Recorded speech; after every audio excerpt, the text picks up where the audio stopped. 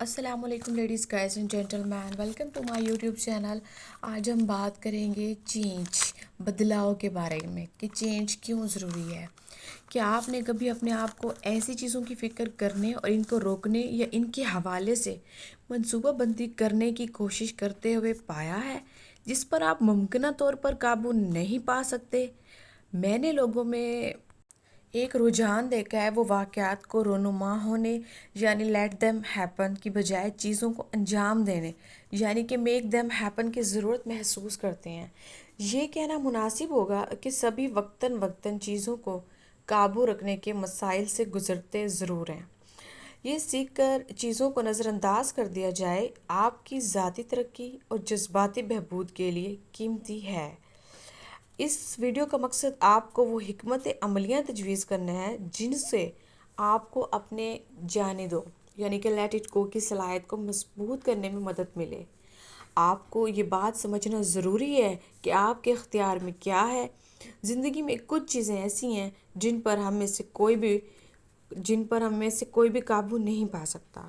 ان متغیرات یعنی تبدیلیوں کی فکر میں وقت گزارنے کی بجائے اپنی توانائی اور توجہ اس بات پر مرکوز کریں کہ آپ کس چیز کو متاثر کرنے یا تبدیل کرنے کی طاقت رکھتے ہیں۔ اگر کوئی چیز اس زمرے میں نہیں آتی تو اسے جانے دیں۔ خود کو ذہن سازی کی مشق کرائیں۔ جب بھی آپ کسی چیز پر قابو پانے کی کوشش کر رہے ہوں تو آپ کا جسم اور دماغ سخت تناؤ اور مسلسل جدوجہد کا شکار ہو جاتا ہے، جو کہ آپ کی ذہنی جسمانی صحت پر گراں محسوس ہوتا ہے۔ سب میرے اختیار میں ہے کہ ذہن سازی آپ کو ایسے وقت میں کھل کر محسوس کرنے کی آسانی اور شعوری طور پر پرسکون رہنے میں مدد فراہم کرتی ہے۔ روزانہ اس پر عمل کرنے سے آپ مخصوص خیالات و واقعات سے اپنے لگاؤ کا مشاہدہ کر سکتے ہیں اور ان سے جڑے رہ کر آپ جامد رہنے کے بجائے ان کو چھوڑنے کی حکمت عملی پیدا کر سکتے ہیں۔ کسی بھی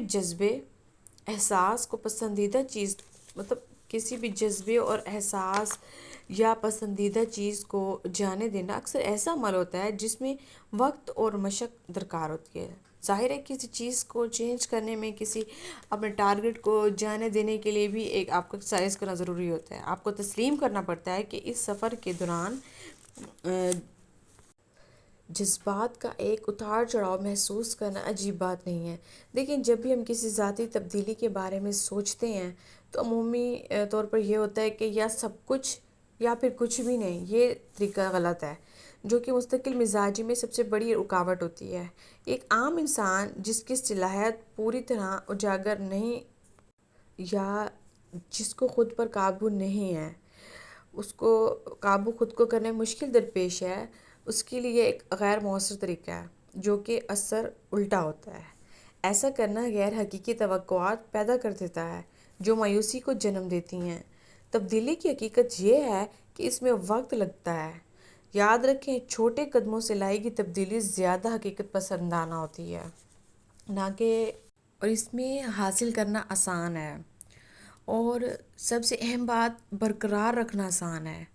اب سوال یہ بنتا ہے کہ نفسیاتی نقطہ نظر سے کیوں ایسے عمل اور مستقل مزاجی سے بدلاؤ کرنا بہتر ہے۔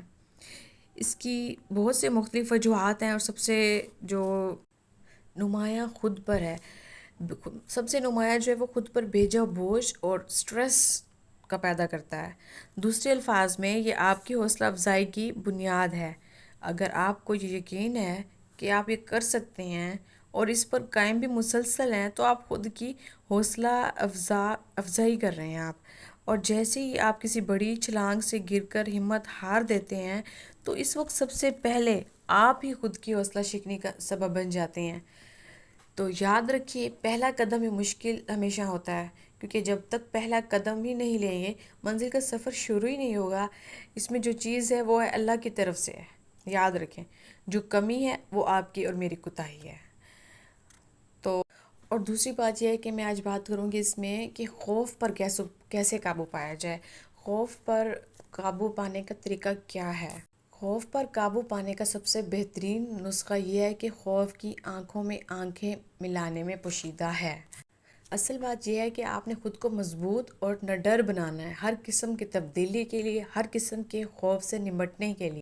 آپ کا ذہنی رویہ اتنا بے خوف ہونا چاہیے کہ آپ کی آنکھوں سے بے خوفی ٹپکنی چاہیے۔ خوف پہ قابو کرنے کے لیے اس کا پہلا حل یہ ہے کہ آپ خوف کی آنکھوں میں آنکھیں ڈال کر خوف کا سامنا کریں۔ اس سے آپ جرأت مند بھی ہوں گے اور آپ پائیدار بھی ہوں گے۔ جب کوئی انسان خوف پر قابو پانے کے لیے اس کا سامنا کر کے اپنے اندر ہمت پیدا کرتا ہے تو یہ اس کی جیت اس کے اندر مزید اعتماد پیدا کرتی ہے کہ وہ مستقبل میں بھی اس طرح کے ڈر اور خوف کا سامنا کرے گا اور اسی طرح کا رویہ شو کروائے گا، یا اس کا کسی بھی ڈر یا خوف سے سامنا ہوگا تو وہ اسی طرح کا ہی بیہیو کرے گا۔ شروع میں آپ کو ڈر لگے گا، خوف پر قابو پانا مشکل ہو جائے گا، تو لیکن آپ نے ہمت نہیں ہارنی۔ اسی سے ہی تو آپ کو پتہ چلے گا آپ کے اندر کتنی سکت ہے۔ آپ نے سب سے پہلے یہ دیکھنا ہے کہ آپ کو کن کن چیزوں سے خوف محسوس ہوتا ہے۔ آپ نے ان چیزوں کی لسٹ بنا لینی ہے۔ ایک ایک خوف کو سامنے رکھ کر ایک منصوبہ بنائیں کہ میں کس طرح ان خوف پر قابو پا سکتا ہوں۔ جب کبھی بھی آپ کو جن چیزوں سے یا جن جگہوں سے خوف آ رہا ہو، محسوس ہو رہا ہو، آپ ڈرنے لگیں، تو آپ یاد رکھیں، آپ سمجھ جائیں کہ یہ وہی وقت ہے جس سے بچنے کے لیے، جس پر قابو پانے کے لیے میں نے منصوبہ بندی کی، اور اس میں میں نے کس طرح بے خوف ہو کر خوف کی آنکھوں میں آنکھیں ڈال کر بہادری کا مظاہرہ کرنا ہے۔ ایسے موقع پر اپنے اندر ہمت اور اعتماد پیدا کر کے بغیر کسی نتیجے کی پرواہ کیے بغیر جو کچھ آپ کر رہے ہیں کر گزریے۔ بار بار اس ایکسرسائز اور مشق کو دہرانے سے آپ کے اندر اعتماد بحال ہوگا اور آپ خوف پر قابو پانے کی جو یہ مشق ہے کرنے سے آپ کے اندر ہمت اور حوصلہ پیدا ہوگا۔ آپ مشکل چیزوں کو اور جو چیزیں آپ کو خوف دلاتی ہیں آپ ان پر قابو پا سکیں گے اور ہمت اور حوصلے کے ساتھ ان کا مظاہرہ کر سکیں گے، اور آپ کا ڈر اور خوف آہستہ آہستہ ختم ہو جائے گا۔ بات کے کرنے، سمجھنے، سننے اور اس کو دوبارہ کرنے میں بہت فرق ہوتا ہے۔ بعض دفعہ ایسا ہوتا ہے کہ ہمیں کوئی بات کس طرح بتاتا ہے ہم دوسرے بندے کو لفظوں کا ہیر پھیر کر کے کس طرح بتاتے ہیں، اور وہی بات جو تیسرا بندہ ہے وہ اگلے کو مختلف ہی بات اپنے انداز میں سمجھاتا ہے، اور یہ بات بہت زیادہ چینج ہو جاتی ہے۔ اور گائز، کسی نے بات آپ کو سمجھانے کی آپ نے اس کو بے عزتی سمجھا، اور سم ٹائم کسی نے بات مذاق میں کی آپ نے اس کو تنقید سمجھا، یہ سب باتیں سمجھنے کی ہیں۔ ایک بات یا انفارمیشن جب آپ کے کانوں سے گزر کر آپ کے مائنڈ تک جاتی ہے تو یہ انفارمیشن پروسیسنگ سے گزرتی ہے، اور اس میں فرق آ جاتا ہے اور آدھی غلط فہمیاں اسی سے پیدا ہو جاتی ہیں۔ گائز، اگر آپ کوئی بات سمجھانے کی کر رہا ہے تو سمجھنے کی ہی کوشش کریں۔ اگر کوئی مذاق کر رہا ہے تو اس کو اگنور کریں اور مذاق میں ہی رہیں۔ زیادہ ڈیپ سوچنے کی ضرورت نہیں ہے۔ چیزوں کو جتنا آسان لیں گے وہ اتنی ہی آپ کو آسان لگیں گی، جتنا آپ سوار کریں گے وہ اتنی ہی آپ پر سوار ہوتی جائیں گی۔